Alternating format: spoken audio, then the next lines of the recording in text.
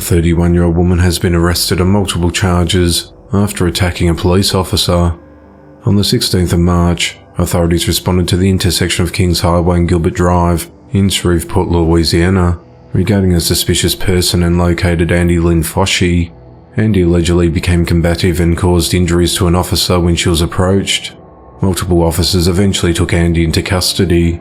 Andy is charged with battery on a police officer, resisting with force or violence, interference with law enforcement investigation, use and possession of drug paraphernalia, and improper telephone communication.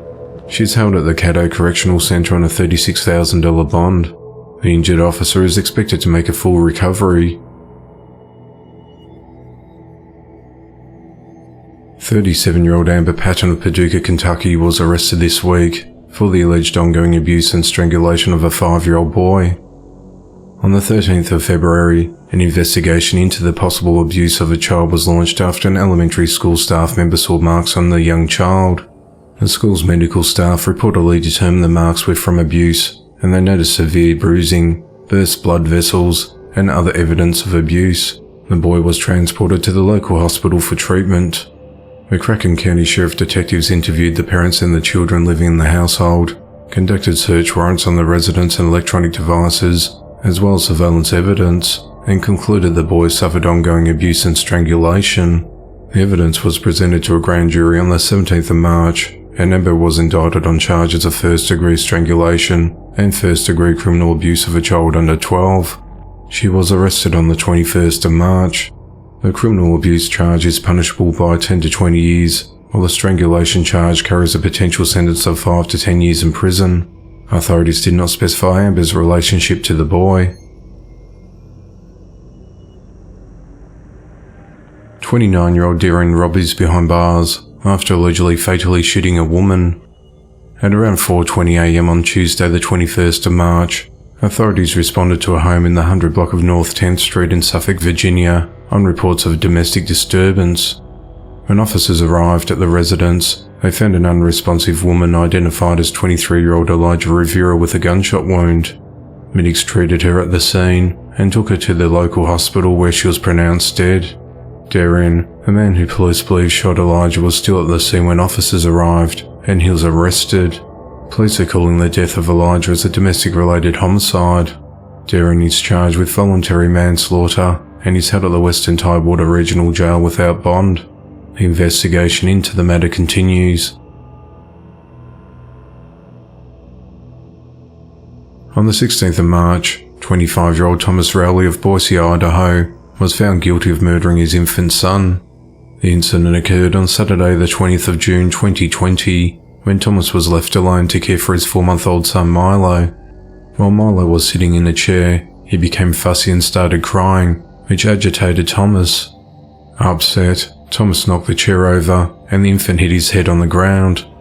He then picked Milo up and aggressively shook him for between 15 to 20 seconds before throwing him face first into the crib, causing a fatal brain bleed.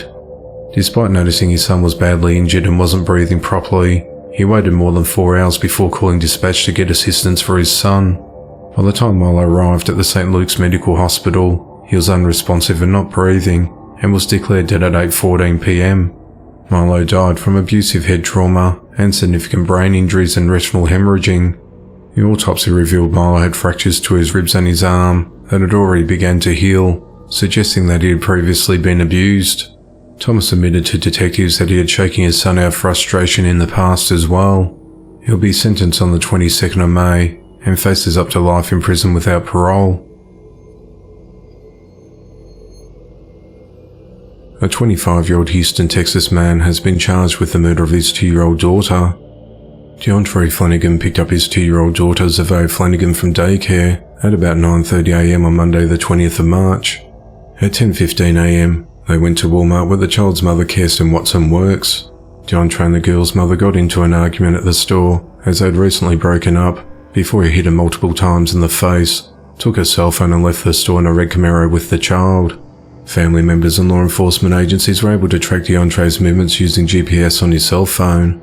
Deputies located DeAndre near Greens Road and Interstate 45, and he fled while deputies gave chase for 30 miles across Harris County. Kirsten used FaceTime to speak with DeAndre to try to get him to stop, but he refused. DeAndre crashed into other cars when the vehicle broke down in the field at St. Dunstan's Episcopal Church, near the intersection of Strubner Airline Road and Fernglade Drive. DeAndre continued FaceTime Kirsten and said, "This is what you made me do. All you care about is that man." Then, while Zavea was on his lap, he put his arm around her neck and squeezed tightly as she gasped for air. Kirsten told him, "No, stop, please. This is your daughter. She loves you." Ignoring her words, he hit her with a blunt object and choked her to death. SWAT members moved in on the vehicle and took DeAndre into custody. The unresponsive child was also removed from the vehicle, and emergency personnel attempted CPR on the girl.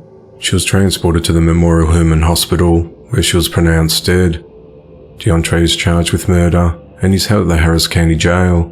During a court hearing on Wednesday the 22nd of March, his bond was set at $2 million. The Harris County District Attorney's Office said the murder charge could be upgraded to capital murder.